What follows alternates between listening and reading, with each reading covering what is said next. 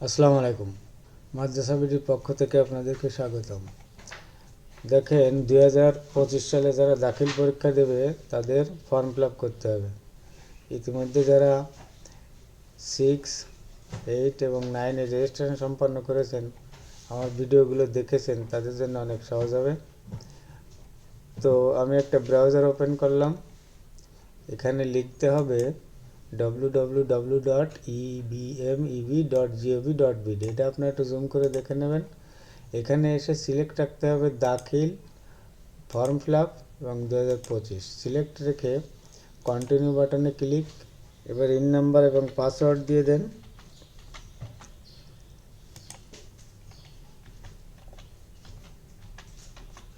Enter enter করলে দেখেন এখানে সম্ভাব্য তালিকা দেখাবে।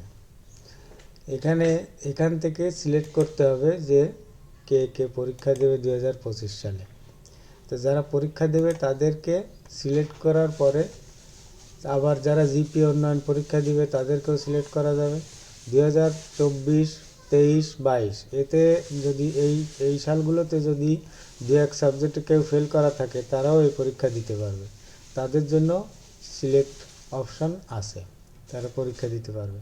তো এখানে আসার পরে দেখেন এই যে তালিকা দেখাবে, সম্ভাব্য তালিকা, অর্থাৎ যারা পরীক্ষা দিতে পারবে 2025 সালে।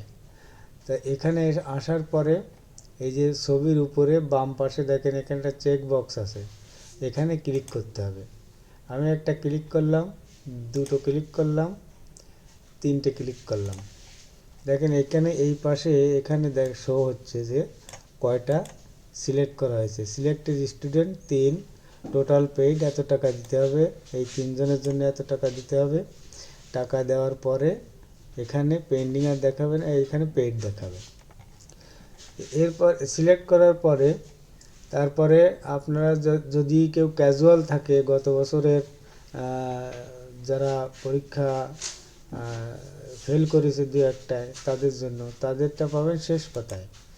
শেষ পাতায় এসে দেখেন এখানে আছে এই যে পার্শিয়াল পরীক্ষা, অর্থাৎ এক সাবজেক্টে ফেল আছে বা 2 সাবজেক্টে ফেল আছে তাদের জন্য এই যে 2টা কলাম এই ছবির উপরে, একটা হচ্ছে অল আর একটা হচ্ছে পার্শিয়াল, অর্থাৎ যে কোনো একটা সিলেক্ট করতে হবে।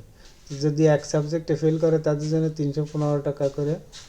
তো এখানে সিলেক্ট করার পরে দেখেন এখানে সিলেক্টেড স্টুডেন্ট 4 জন হয়ে গেছে এবং তাদের জন্য এই টাকা দিতে হবে। এখানে প্রতি ইনস্টিটিউট বাবদ 300 টাকা দিতে হয় আর স্টুডেন্টের ফি। তো এটা সম্পূর্ণ সবগুলো সিলেক্ট করা আপনার প্রয়োজনীয় সবগুলো সিলেক্ট করার পরে আপনারা পাবেন টেম্পোরারি লিস্ট। দেখেন আমি 5টা সিলেক্ট করেছি, টেম্পোরারি লিস্টে আমি ক্লিক করলে এই 5টাই প্রদর্শিত হচ্ছে। তো এইভাবে এগুলো টেম্পোরারি লিস্ট প্রিন্ট দিয়ে যাচাই বাছাই করে, শিক্ষকদের সহযোগিতা নিয়ে যাচাই বাছাই করে দেখবেন যে ঠিক আছে কি না। সবগুলো যখন ঠিকঠাক থাকবে তখন আপনারা পেমেন্টের অপশানে এখানে দেখবেন টাকা, সেই টাকাটা পেমেন্ট করে দেবেন।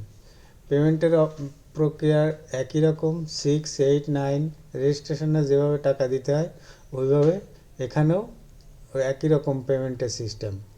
আমার ওই ভিডিওগুলো দেখলে আপনাদের জন্য অনেক সহজ হবে, আমার চ্যানেলে যেয়ে দেখে আসতে পারেন। তো এখানে সম্ভাব্য তালিকা থেকে এইভাবে সিলেক্ট করার পরে এখানে স্টুডেন্টের সংখ্যা এবং টাকা দেখা যাবে, এটা দেখে আপনারা নিশ্চিত হবেন। তারপরে যখন সবগুলো চেক করে নেবেন বা চেক মার্ক দিয়ে দিবেন, টিক চিহ্ন দিয়ে দিবেন, তারপরে টেম্পোরারি লিস্ট প্রিন্ট করবেন। টেম্পোরারি লিস্ট প্রিন্ট করে যে কয়জনকে আপনি টিক চিহ্ন দিয়েছেন, অর্থাৎ চেকবক্স এন্ট্রি করেছেন, তাদের ছবিগুলোই এখানে দেখা যাবে। তো তখন আপনি শিওর হয়ে যেতে পারবেন যে কতজন স্টুডেন্ট আমি চেক মার্ক করেছি এবং তাদের টাকা পেমেন্ট করতে হবে। টাকা পেমেন্ট করার পরে কিন্তু আর কিছুই করা যাবে না। ওই যতজন স্টুডেন্টের জন্য আপনি চেক করবেন অতজন স্টুডেন্টের টাকা পেমেন্ট করার পরে আর কোনো এডিট বা কিছুই করা যাবে না। তো পেমেন্ট দেওয়ার আগে অবশ্যই এগুলো ভালো করে খেয়াল করে দেখে নেবেন যেন কোনো রকম ভুল না হয়। তারপরে যখন পেমেন্ট ক্লিয়ার হবে তার 24 ঘন্টার ভিতরে আপনি চূড়ান্ত তালিকা পেয়ে যাবেন। দেখেন এখন চূড়ান্ত তালিকায় ক্লিক করলে পেমেন্ট এখনও অনুমোদন হয়নি, ফলে কোনো চূড়ান্ত তালিকা প্রিন্ট দেওয়া যাবে না, এটা দেখাচ্ছে। অর্থাৎ পেমেন্ট হয়ে গেলে আর তালিকার কোনো পরিবর্তন করা যাবে না। তো এই ছিল আজকের প্রক্রিয়াটা, সহজ কাজ, আপনারা যে কেউ চেষ্টা করলে পারবেন, কারো শরণাপন্ন হওয়া লাগবে না।